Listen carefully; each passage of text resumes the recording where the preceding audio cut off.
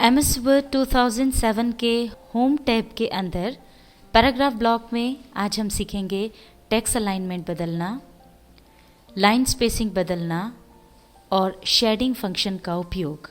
Home tab के ही styles block में हम सीखेंगे पैराग्राफ स्टाइल का उपयोग।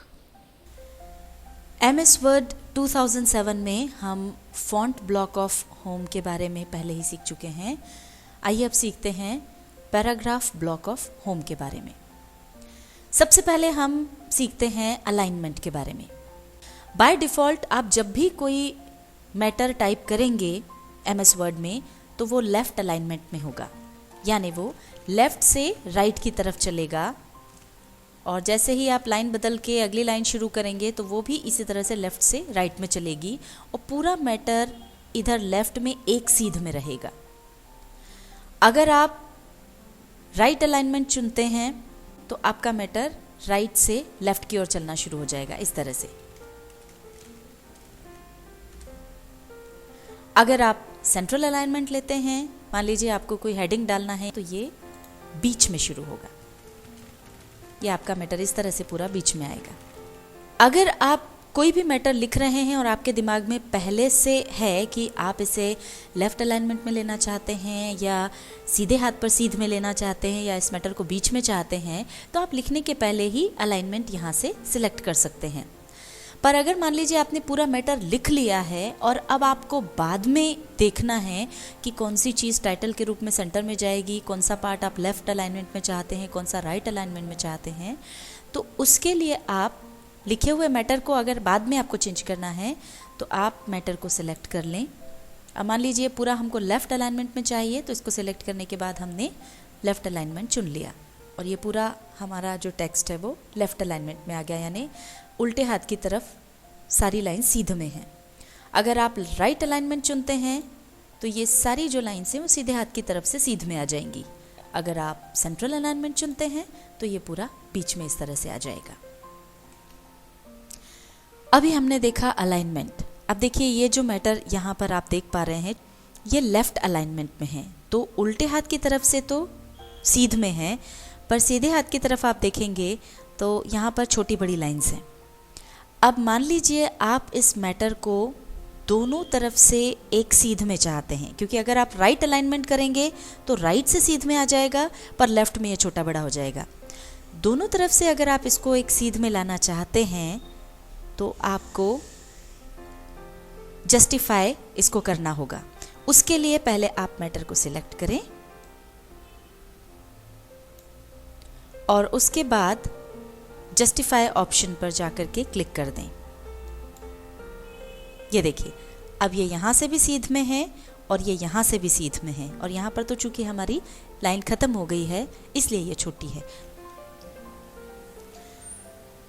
अब हम आते हैं अगले ऑप्शन पर जो है लाइन स्पेसिंग।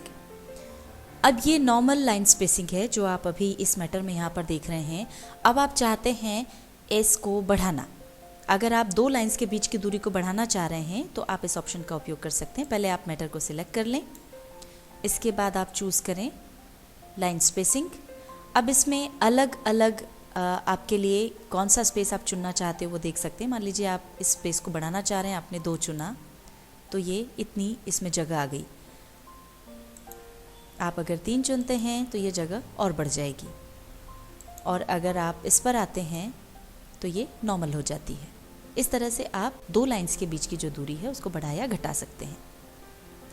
और अगर आप चाहें तो ये ऑप्शन आपको, ये जो छोटा सा निशान है यहाँ पर जब आप जाएंगे तो आपका पूरा पैराग्राफ डायलॉग बॉक्स खुल जाएगा। इस पर क्लिक करें। ये है पैराग्राफ डायलॉग बॉक्स। इसकी मदद से आप अपने पूरे पैराग्राफ को सेट कर सकते हैं। जैसा देखा हमने कुछ ऑप्शंस इसमें बाहर भी हैं, जैसे अलाइनमेंट का ऑप्शन आपने बाहर चुन लिया है, आप यहाँ पर भी चुन सकते हैं। वो मान लीजिए हमने रखा जस्टिफाइड हमने चुन लिया है। इंडेंटेशन में मान लीजिए आप लेफ़्ट और राइट दोनों पर बराबर रखना चाहते हैं तो ये हमने दोनों के लिए बराबर चुन लिए हैं।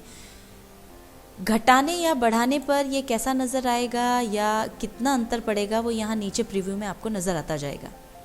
अब हमने लेफ़्ट में जो है 0.5 रखा है, राइट में भी हम उतना ही रखना चाहते हैं तो ये हमने इसको 0.5 कर दिया और ये देखिए दोनों तरफ से बराबर जगह छूट गई है। फिर आपके पास ऑप्शन है स्पेशल का।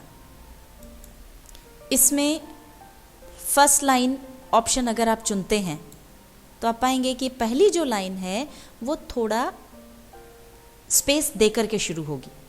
पूरे पैराग्राफ में आपकी जो पहली लाइन है, पूरा पैराग्राफ एक जैसा आएगा, बस पहली लाइन थोड़ा स्पेस देकर अगर आपको शुरू करनी है तो आप ये फर्स्ट लाइन ऑप्शन उसमें चुन लें। कितनी गैप छोड़ना है वो यहाँ से आप चुन सकते हैं। पैराग्राफ के बीच की जो स्पेसिंग है वो आप यहाँ से चुन सकते हैं। मान लीजिए एक पैराग्राफ है और अब इसके नीचे से दूसरा पैराग्राफ जो शुरू हो रहा है, उन दोनों पैराग्राफ्स के बीच में स्पेस कितना हो वो हम यहाँ पर चुन सकते हैं। बिफोर यानी पैराग्राफ के पहले और आफ्टर यानी पैराग्राफ के बाद। इस पैराग्राफ के पहले हमको ये देखिए यहाँ जितनी जगह छोड़नी है, हमने 12 पॉइंट्स लिए तो ये यहाँ पर जगह बढ़ती जा रही है। अब आफ्टर में भी अगर आप चुनेंगे तो आप देखेंगे कि नीचे का पैराग्राफ खिसकता जा रहा है और नीचे भी आपको उतनी जगह मिल जाएगी। ये अब दोनों तरफ से पैराग्राफ के बीच में इतनी जगह छूट गई। लाइन स्पेसिंग आपको बता ही चुके हैं कि आप बाहर भी ये ऑप्शन है और डायरेक्ट आप स्क्रीन से उसको चुन सकते हैं और चाहे तो पैराग्राफ बॉक्स में भी सेट कर सकते हैं। जो भी आप यहाँ पे चुनेंगे अकॉर्डिंगली आपके दो लाइनों के बीच की स्पेस सेट हो जाएगी। पूरा आपका पैराग्राफ सेट करने के बाद आप इसे ओके कर दें। अब जैसा आपने सेट किया था उसके हिसाब से आपका पूरा पैराग्राफ आपको यहाँ पर सेट नज़र आएगा।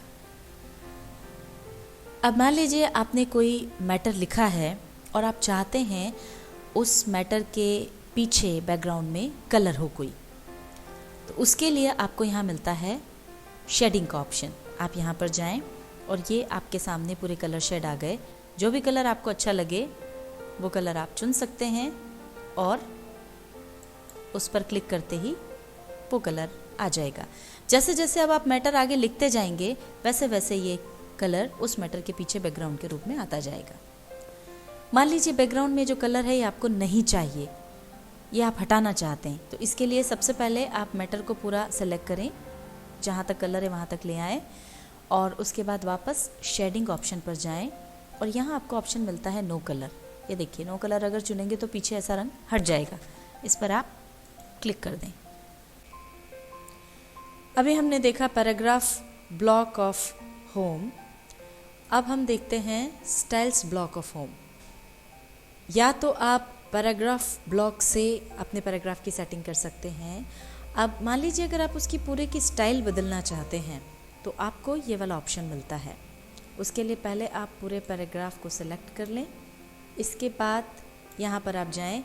अब यहाँ से अगर आप कोई चेंजेस करना चाहते हैं, लीजिए इसको हेडिंग स्टाइल में रखते हैं या टाइटल स्टाइल में इसको रखना है, सब टाइटल स्टाइल में रखना है या कोट स्टाइल में रखना है, तो जिस स्टाइल में आप जाएंगे रिव्यू में नीचे देख सकते हैं पूरा पैराग्राफ जो है उसकी स्टाइल चेंज हो रही है।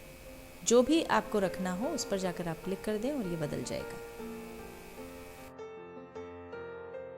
MS वर्ड 2007 के होम टैब के पैराग्राफ ब्लॉक में आज हमने सीखा टेक्स्ट अलाइनमेंट बदलना, लाइन स्पेसिंग बदलना, शेडिंग फंक्शन का उपयोग और स्टाइल्स ब्लॉक में सीखा पैराग्राफ स्टाइल का।